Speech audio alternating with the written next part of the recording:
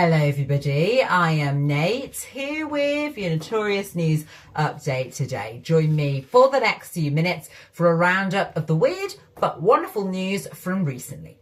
Okay then, first up, and a dog in the UK has recently survived a 100-foot fall off a cliff and has been rescued by mountain teams. Now, the pooch slipped while walking with its owner on a coastal cliff path.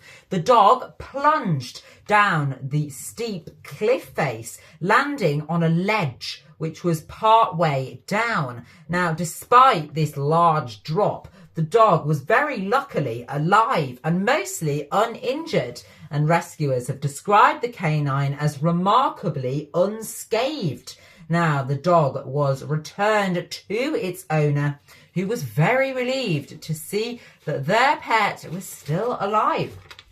Next, and scientists have shown that bees can learn a simple form of the Morse code. It's the first time that this kind of ability and skill has been seen in insects. Now, the bees were trained using flashlights. A short flash, which acts as the Morse code dot, equals a sugar reward for the bees. And a large flash acted as the Morse code dash, and it meant no reward.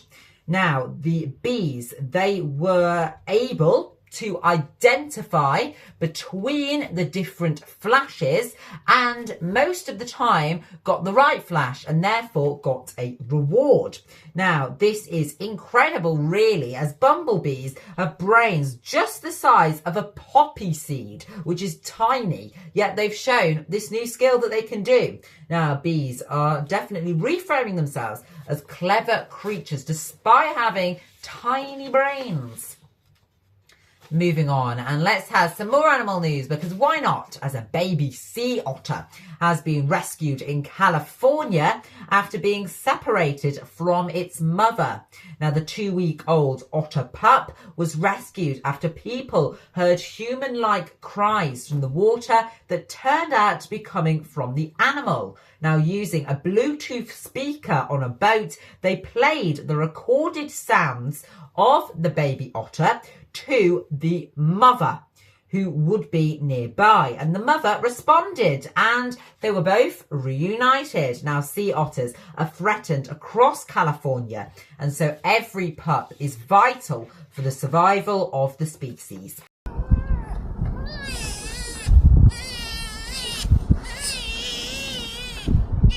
And so we got a call into our public hotline about a sea otter pup who had been likely separated from its mom. It had been vocalizing and screaming for about half an hour. We went down to the Morro Bay Harbor and located the pup, picked it up, got it into a carrier where it was safe and contained.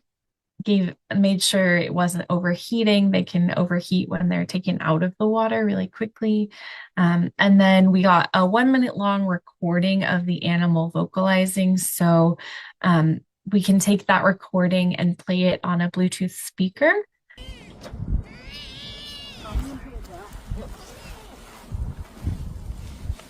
We actually looked for 2 hours of playing this recording over and over. Our intern had kept hitting play every once a minute when it would run out, and just looking for interested adults that maybe were approaching the boat, looked kind of frantic, and seemed like this was their pup and they were looking for it.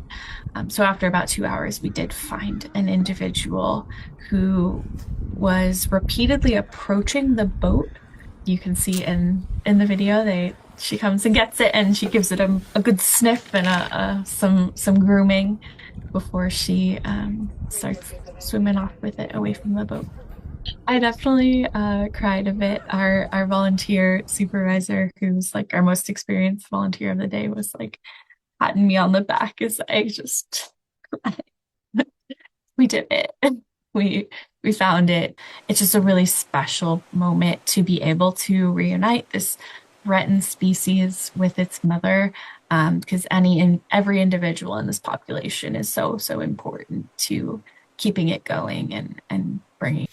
Next, and we all know the common seaside annoyance of seagulls trying to steal your snacks. Well, a recent experiment has showed that shouting at gulls in a firm voice can deter them from taking your food. Now, in trials, nearly half of seagulls exposed to human shouting flew away and didn't steal food. However, only 15% of the seagulls left people alone when they spoke in a normal volume. Now, the experiment took place across 9 seaside locations in England, and 61 gulls were tested with 3 different sounds. The first sound was a male voice shouting. The second sound was the same voice but speaking calmly. And the third sound was a robin's bird call. And shouting turned out to work way the best, way outperforming the other sounds, because gulls feel threatened when shouted at. But it still doesn't involve violence, so it is a good way to deter gulls from stealing your chips or whatever you're eating by the coast. Okay, and that is all from me for now. Thank you very much for joining me on the show today. You can head over to the website and the WhatsApp channel by clicking the links in the description below. Make sure to also watch another one of our videos by clicking above too, and make sure to also subscribe so that you never miss out on the latest content.